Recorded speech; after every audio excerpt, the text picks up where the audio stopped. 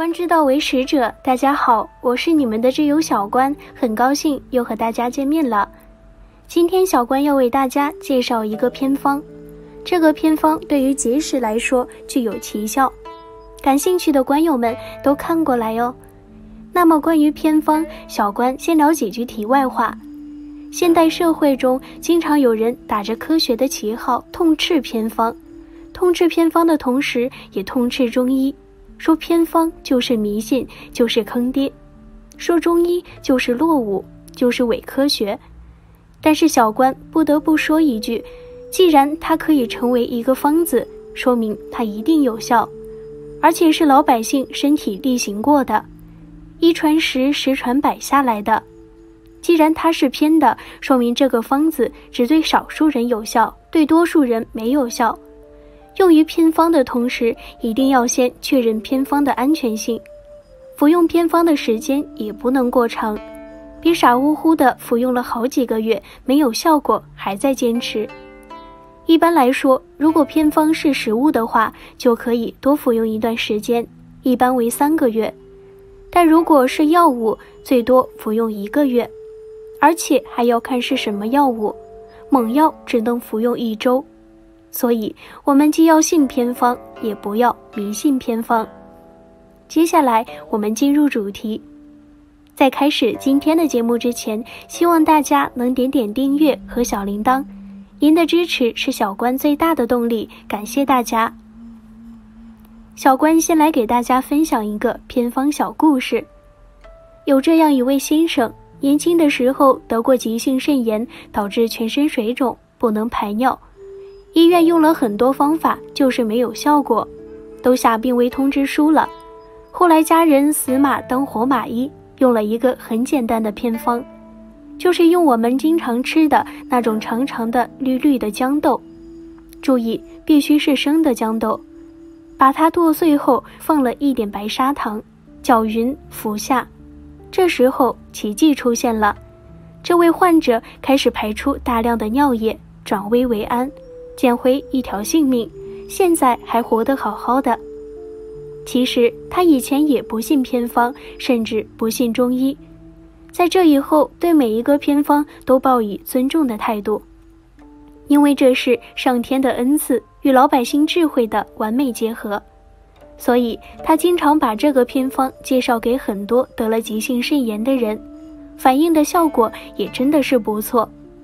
但话说回来，也不是这个豇豆能够治疗所有的急性肾炎，但作为偏方，它确实有通淋利尿的作用，而且安全无副作用。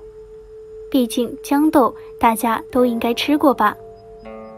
所以如果有一些偏方非常安全，都是老百姓天天吃的食物，而且还能搞定您吃了很多药也治不好的疑难杂症，为何不抱着宁可信其有，不可信其无的态度试一试呢？试好了，那就等于中了500万呢。或许您就是那个幸运儿呢。如果没试好也没关系呀，您也没有损失什么，全当食物吃好了。好了，话不多说，小关接下来要分享一个偏方，就是非常安全的，都是老百姓餐桌上每天必有的食物。它可以治疗胆结石，也可以治疗肾结石。这个偏方的组成只有2味药，醋加鸡内金。之前有一位朋友就是这个偏方的受益者，他的胆结石反反复复有8年了，每天吃完饭胃总是不舒服，胃胀，经常恶心，一吃点油腻的就拉肚子，有时候又上腹会痛，动不动就会引发急性胆囊炎，痛苦不堪，经医院诊断为泥沙性胆结石，就是说结石像河流中的泥沙一样细小而多，占据了胆囊。这种结石占据了胆囊，就会影响胆囊分泌胆汁，胆汁也是一种消化液，特别善于消化细腻食物。当我们进食油腻食物时，胆汁就会进入12指肠，帮助消化从胃里运过来的食酶。如果胆汁不够，无法运化这些油腻，就会出现胃胀、恶心、腹泻等症状。他在这8年期间做了3次手术，但就是不除根。后来他去开了这个非常安全的偏方，用鸡内金打粉，每天5克，用醋送服，老陈醋或者白醋、果醋都可以。如果是那种黑黑的像酱油一样的老陈醋，每次要用40克左右。先把鸡内金粉放入口中，慢慢咀嚼咽下，然后喝醋也要慢慢喝，一直把40克左右的老陈醋喝完为止。如果是白醋的话，记得一定要加水稀释。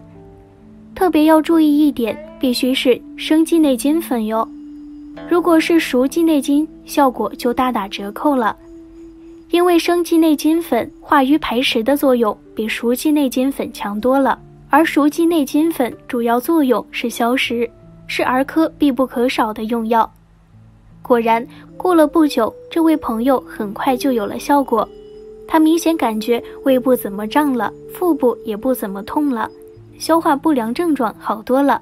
在服用醋加鸡内金的28天后，他去了医院检查，连医生都很惊讶，胆囊里边的泥沙样结石竟然少了2/3。所以您看，这就是偏方的无穷魅力。打个比方来说，偏方是游击队，而千古名方是正规军，有时候还得靠这游击队打一胜仗呢。说到这里，肯定有不少人有疑问了，这样一个奇怪的偏方，为什么效果这么好呢？因为醋有软坚散结的作用，醋能够把身体里面的一切凝聚成块的坚硬的东西变软，这一点很多人都做过实验。比如牛肉怎么也炖不烂，放点醋进去就容易炖烂。现在医学也做了研究，醋确实能够化结石，就像天天喝醋的陕西人和在醋厂工作的人得结石的概率要比普通人少得多。而这个泥沙样胆结石多是吃多了油腻食物慢慢形成的。这位朋友自称无肉不欢，特别喜欢吃红烧肉，那么这个醋刚好可以化解油腻，正适合他。可是为什么要用鸡内金呢？鸡内金又是什么呢？鸡内金其实就是把鸡胃上面那一层金黄色的皮，有的人应该见过，小时候家里杀鸡都要把这层金黄的皮撕下来保存下来，然后卖给收购药材的人。可见鸡内金很早就是一味中药了。那么这个鸡内金到底有什么神奇的地方呢？为什么能够化掉结石呢？善于观察的中医发现鸡在地上找虫子吃的时候，经常会把沙子小石头吃进胃里，却没有一点事情，对胃没有一点损害。可见鸡的这个胃非常特殊，能够对付这些泥沙。正是胃里面的鸡内金，它能够化瘀，把身体里面一些坚硬的脾块，如胃息肉、肠息肉、各种肌瘤、囊肿等都可以消掉，自然也包括结石。慢慢的，西医也发现了鸡内金的作用。研究发现，这鸡内金确实有一种特殊的酶，这种酶消食的作用特别强，所以能够软坚散结的醋，加上能够化瘀消积的鸡内金，自然对肝胆结石有效果了。温馨提示一下，醋一定要买好的哟，不要买用酒精勾兑的醋。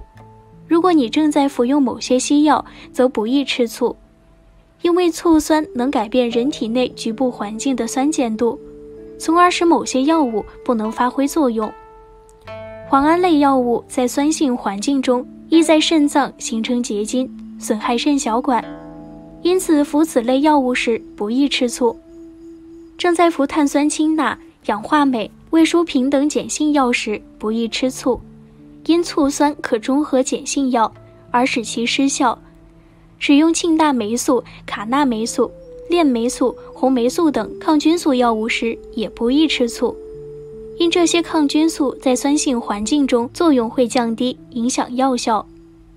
服解表发汗的中药时不宜吃醋，因醋有收敛之性，中医认为醋能收敛，当复方银翘片之类的解表发汗中药与之配合时，醋会促进人体汗孔的收缩，还会破坏生物碱等有效成分。从而干扰中药的发汗解表作用。